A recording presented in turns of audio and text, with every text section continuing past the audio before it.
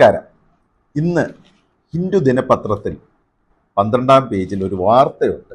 അതായത് കുറച്ച് NCC കേഡറ്റ്സുകൾ കൊച്ചിൻ കടപ്പുറം ശുദ്ധീകരിക്കുന്നു, മാലിന്യ സംസ്കരണം നടത്തുന്നു.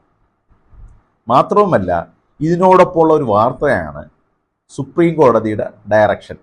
അതായത് മുതിർന്നവരെ കുട്ടികൾ മാലിന്യ സംസ്കരണത്തിൽ സഹായിക്കണം, വേസ്റ്റ് മാനേജ്മെൻറ്റിൽ സഹായിക്കണം.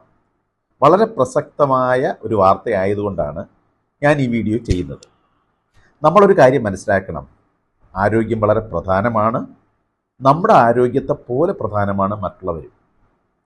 മറ്റുള്ളവരുടെ ആരോഗ്യം നന്നാകുമ്പോൾ നമ്മുടെ ആരോഗ്യവും നന്നായിരിക്കും. അതാണ് ഇന്ത്യ ഗവൺമെൻറ്റും കേരള ഗവൺമെൻറ്റും ഒക്കെ ഒന്നിച്ച് ശ്രമിക്കുന്ന ഒരു കാര്യം, വാക്സിനേഷൻ പ്രൊമോഷൻ. അതായത് പ്രതിരോധം. വേസ്റ്റ് മാനേജ്മെൻറ്റും ഇതുപോലുള്ളൊരു പ്രതിരോധമാണ്.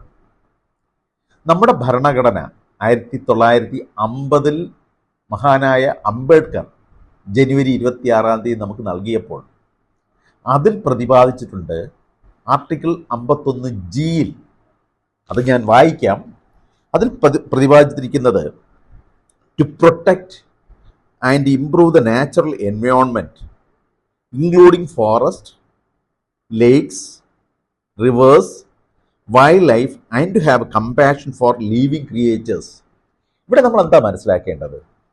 നമ്മളെപ്പോലെ തന്നെ നമ്മളെ അയൽക്കാരെ സ്നേഹിക്കുക, നമ്മുടെ കൂടെ ഉള്ള ജീവജാലങ്ങളെയും സ്നേഹിക്കുക, നമ്മുടെ അന്തരീക്ഷത്തിനെ മലിനമാക്കാതിരിക്കുക.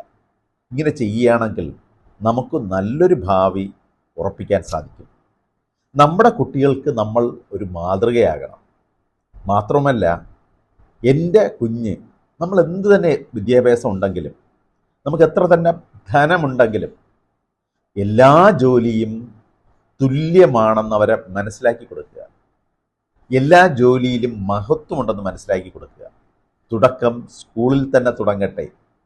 അതിൻ്റെ ഗുണം ആ കുട്ടിയുടെ ഭാവിയുടെ കൂടെയാണ്.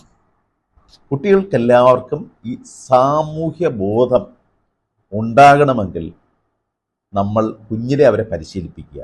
ചൊട്ടയിലെ ശീലം ചുടല വരെ. ഈ മെസ്സേജ് എല്ലാവരെയും അറിയിക്കുക. നന്ദി.